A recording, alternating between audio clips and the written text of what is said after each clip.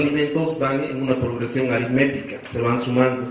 Entonces la situación en esto pasa que los alimentos son pocos y escasos, y la población vamos creciendo, multiplicándonos progresivamente, tremendamente, y no vamos a poder, vamos a llegar a un instante en la teoría de Malthus que nos dice que va a haber tanta población que no vamos a tener nada de alimentos. ¿Cómo lo resuelve esto? Uno, mediante leyes, y dos, mediante educación. China generalmente tiene la ley de solo tener un hijo, el segundo ya se paga impuesto. Esto es por la dimensión que tiene y por los números de habitantes excesivos. Bolivia, lo bueno es que somos muy pocos y tenemos mucho territorio. Más que todo, el presidente Evo Morales creo que ha fortalecido y ha dicho que seamos muchos más, ¿no? Y que poblemos toda Bolivia. Pero tampoco es de agarrar y ponerlo así, sino tenemos que pensar. Una solución sería una ley. Otra solución es empezar a educarnos, tanto sexualmente como reproductivamente, para poder tener los recursos necesarios para las futuras generaciones. Y yo tendría la siguiente opinión en cuanto al crecimiento demográfico. Pienso que es muy importante, pero también pienso que el crecimiento de la basura, por ejemplo, ya sea basura física que está destruyendo el planeta, la basura subliminal que recibimos por los medios de comunicación, y todo eso hace una influencia terrible. Pero también pienso que años atrás, tiempo atrás, en los distintos lugares del planeta han existido sociedades, ¿no? Grupos de personas, grupos humanos, que han sabido controlar su consumo, su forma de vida, su alimentación y todas esas cosas. Pienso que es importante para superar este asunto, a pesar del crecimiento poblacional, la educación es un factor súper importante. Y también, no solamente es la educación, también tenemos los principios y valores que se dan dentro de la familia. Entonces las personas van discerniendo, podemos nosotros ir frenando a determinadas situaciones que se dan, como que decía, la basura física y también a la basura subliminal. Gracias. Bueno, es indudable y nadie va a rebatir lo que ha mencionado acerca de la teoría de Malthus. Es verdad que el crecimiento demográfico en nuestro ámbito de conversación aumenta los niveles de consumo de alimentos, ¿ya? Pero no sería, pienso que este panel no sería interesante si todos asentimos y decimos es verdad lo que ha dicho. Entonces yo sí voy a hacer una amable refutación a una versión que acabo de escuchar. Esa idea de que no existe suficiente alimento en el mundo para alimentar a todos los pobladores, señores, es falso.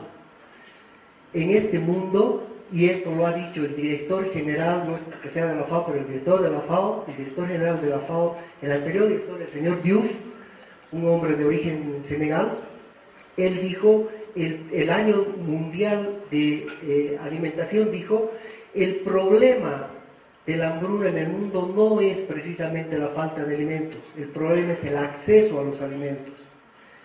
No me van a decir que en Bolivia, en algunos lugares es probable, y tampoco es muy creíble, que hay gente que muera de hambre. No estoy haciéndome la burla de lugares muy, muy inhóspitos donde realmente cuesta mucho conseguir comida, pero también en el otro lado de la balanza quiero mencionar lugares donde los niños patean naranjas en las calles, y eso lo ven en el Chaco, en lugares con amplias sequías largas durante todo el año. Como ejemplo de esto, solamente les menciono un par de situaciones. En Alemania hay un total de desecho de alimentos, no del campo, no de la parcela, sino del supermercado. Cuando el pepino tiene un ángulo de inclinación de 3 grados y no es recto como un lápiz, lo desechan dentro del supermercado. Y todo ese tipo de desechos, ¿saben qué hacen en Alemania? Lo meten en basureros donde está prohibido el acceso por la gente pobre. La gente pobre, rica, lo que sea, está prohibido por ley acceder a miles de toneladas de alimento día. que está estimado en que si todo ese alimento que se desecha en Alemania lo pusieran en containers uno pegado a otro, da la vuelta a todo el perímetro de Ecuador. Solo el desecho de un mes. Otro ejemplo claro es cómo se fondea por razones convencionales, comerciales, miles de toneladas de subproductos lácteos en los mares. A veces es más fácil fondear, deshacerse de eso, que llegar a lugares como el África con el queso, con el yogurt y repartir, porque hay que pensar en cámaras de frío, en logística de distribución, en mil y un problemas. Entonces, ¿qué es lo más fácil? Desecharlo. Entonces, no es que haya falta de alimentos, lo que hay es falta de que nos organicemos como seres humanos para que todos tengamos acceso a los alimentos.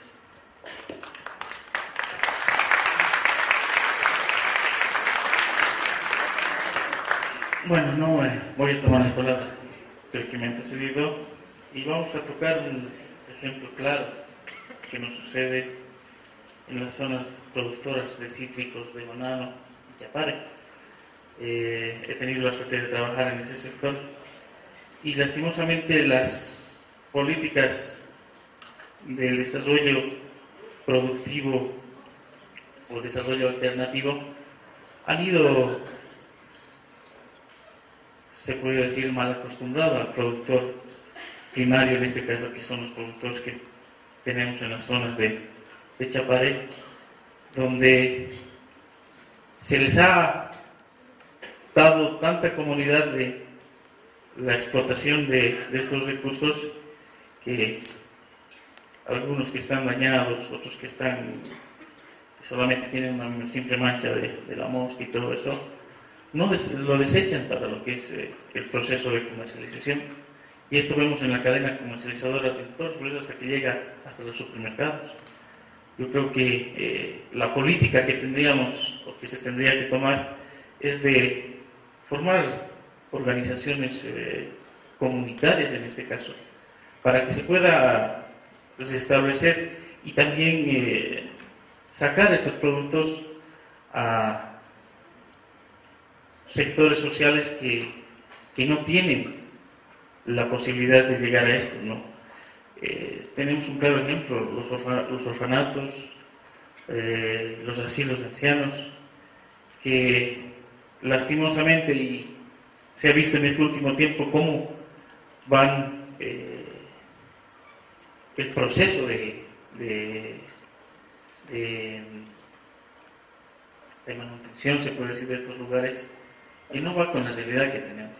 Yo creo que la falta de políticas dentro de lo que es el Estado para tratar de subsanar estas situaciones sería, yo creo, un punto de partida y un punto de solución, no solamente para nuestros mandatarios, sino incluso para nosotros mismos, ¿no es cierto?, como consumidores que somos.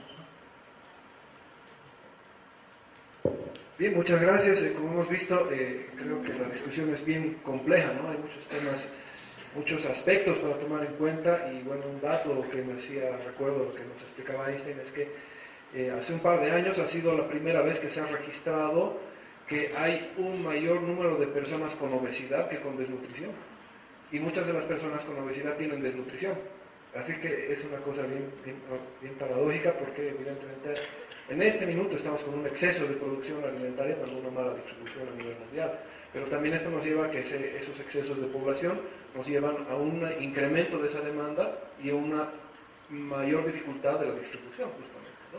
Entonces, bueno, esto nos lleva al siguiente punto, ¿no? Donde estamos viendo que este conjunto de problemas de la administración de los recursos naturales nos está llevando a este cambio climático, y este cambio climático nos genera ciertas amenazas. Pero específicamente en el rubro del turismo, ¿cuáles, en la opinión de ustedes, serían las principales amenazas al rubro turístico?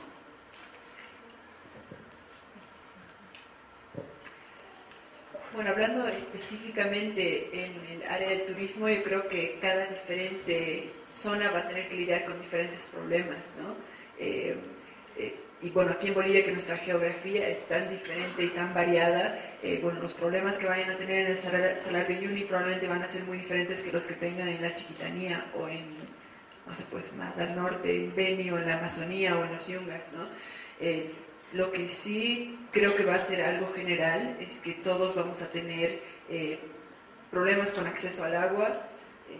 Obviamente esto es algo que afecta a todas las industrias, incluida al turismo, ¿no? Uno de los principales problemas que se me viene a la mente con este tema es el lago Titicaca. No sé si han estado atentos a todas las últimas noticias, toda la contaminación que hay en el lago Titicaca. Es realmente alarmante, ¿no? Que ya no existen esos sapos gigantescos que habían, que las algas están creciendo terriblemente, quitando el oxígeno a todo el lago. Es nuestro lago más sagrado, es la cuna de nuestra civilización como bolivianos, y que sea un lugar en el que la gente ya no pueda ir. Ahorita si voy al lago, antes cuando era chiquita, aunque sea helado, yo me metía y nadaba y feliz. Yo no dejaría a mis hijos entrar ahora al lago, ¿no? Porque me daría miedo que les entre cualquier cosa, ¿no? Y el lago es uno de nuestros principales lugares turísticos.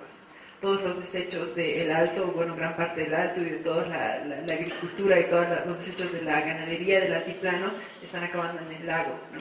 Y eso definitivamente muy pronto va a cambiar el turismo en el lago, ¿no? Nadie va a querer ir a un lago que está completamente contaminado, ¿no? Pero creo que sí, cada uno de los lugares turísticos en Bolivia va a tener que lidiar con algo específico, con un reto específico, y van a tener que lidiar con ello de maneras diferentes, ¿no?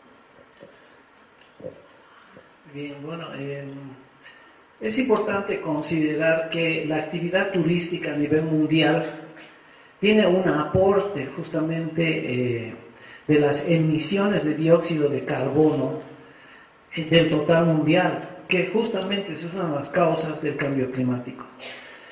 El 5% de las emisiones de dióxido de carbono justamente las genera el turismo. Y de esto hay que estar consciente. Hay que estar consciente porque justamente lo que promueve el turismo es la sustentabilidad, es la accesibilidad, es la responsabilidad sobre la actividad y los recursos que utiliza la actividad turística para el desarrollo del turismo. En ese hecho, y las amenazas del cambio climático, por ejemplo, en nuestra cordillera real, están en el retroceso de los glaciares, ¿no? Y no es un cuento, no es un invento. A mí me encanta realizar viajes no constantes, por lo menos unas 2 o 3 veces al año, justamente a este patrimonio cultural que tenemos, que es la cordillera. Y ahí justamente he podido identificar, que mi formación no es de glaciología, etcétera, pero sí con las fotografías y la historia que tengo recolectada de las imágenes que tengo de algunos glaciares, evidencian justamente este retroceso. La cordillera real, por si no lo saben, tiene una ruta que se llama la ruta transcordillerana, que parte de Sorata y llega hasta Coroico. Son 15 días que emplean los turistas para hacer este recorrido. Y en este recorrido se puede apreciar esa gran belleza natural de la cordillera, los sistemas de lagunas que tenemos a lo largo de la misma, lagunas de colores, por cierto, flora, fauna en las orillas de estas lagunas. Pero lamentablemente hay otra amenaza justamente para la cordillera, para sus ecosistemas: la minería. He ido viendo en estos últimos 15 años una proliferación de excavaciones que hacen cooperativas mineras en la cordillera real. Y probablemente esa sea la razón de que algunos sectores de esta cordillera no se declaren como áreas protegidas, ya sean municipales, departamentales o nacionales. El cambio de temperaturas, los desbordes de ríos, deslizamientos, deshielo, sequía, etc., implican la migración de personas en busca de mejores condiciones, dejando los recursos turísticos en diferentes áreas. Del mismo modo, también especies de fauna que migran justamente por este tipo de fenómenos. El cambio de temperatura implica el cambio de itinerarios en la operación turística, consecuentemente la falta de compromisos asumidos con la demanda turística. Son algunos puntos importantes que he podido digamos, resumir en esta pregunta que se hace al panel. Muchas gracias.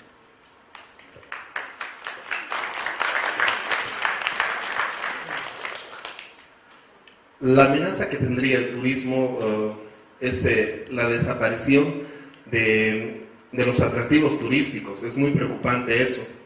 Si hablamos ya del circuito turístico oeste, de Uyuni, si nos ponemos a pensar, ha habido en los años 2001, 2002, ha habido una nevada que ha sido más o menos casi de 2 metros, donde ha desaparecido ecosistemas. Había unos peces de agua fría que eran de colores y eran peces ciegos. En ese instante ya no existe ese ecosistema. Y lo raro es, por el cambio climático, como es el calentamiento global, empezó a nevar y ha nevado tanto que ha llegado a una altura que era de 2 metros. No echaban ni las vagonetas, no echaban ni las poblaciones, se han separado. Ha habido gente que ha muerto y es preocupante esas partes porque como operadores turísticos no podemos llegar ni podemos manipular esos cambios climáticos. Entonces tenemos que pensar en una parte que es el problema del cambio climático. Otra situación es la contaminación de tantas personas que llegan a estos circuitos o a estos lugares que contaminan tremendamente tanto el agua, el suelo, degradan el suelo y el agua y el aire. Sería una amenaza grande para el turismo, como les digo, la desaparición de estos atractivos turísticos.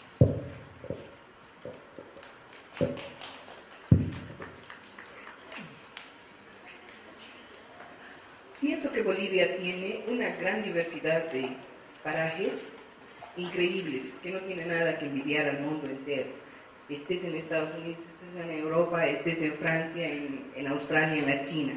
Bolivia es un país exquisito, podríamos decir así. Nosotros no tenemos el turismo explotado como otros países, ¿no? Por ejemplo, viajo a Perú y en el aeropuerto de Perú esperan con música boliviana, por ejemplo. Bueno, dicen que es música andina y que debemos compartir. Me molesta. Entonces pienso yo que nosotros no sabemos cómo o no tenemos una política para dar a conocer exactamente las bellezas que tenemos en fauna, en peces, en paisajes, en lagos, en altura, en la misma cordillera. Entonces, si nosotros no hacemos una buena planificación y no damos a conocer exactamente las bellezas que tenemos, difícilmente vamos a poder salvar al turismo. Entonces, lo que necesitaríamos es hacer una planificación, dar a conocer bien, todo sistemático, y dictar unas políticas y a la vez también tener normativas para la gente que visita los diferentes lugares. Nosotros necesitamos normativas, es decir, si usted va a ir a las cavernas que hay recién descubiertas en el Salar, tiene que ir con este tipo de vestimenta, no tocar nada, no hacer esto, solamente mirar.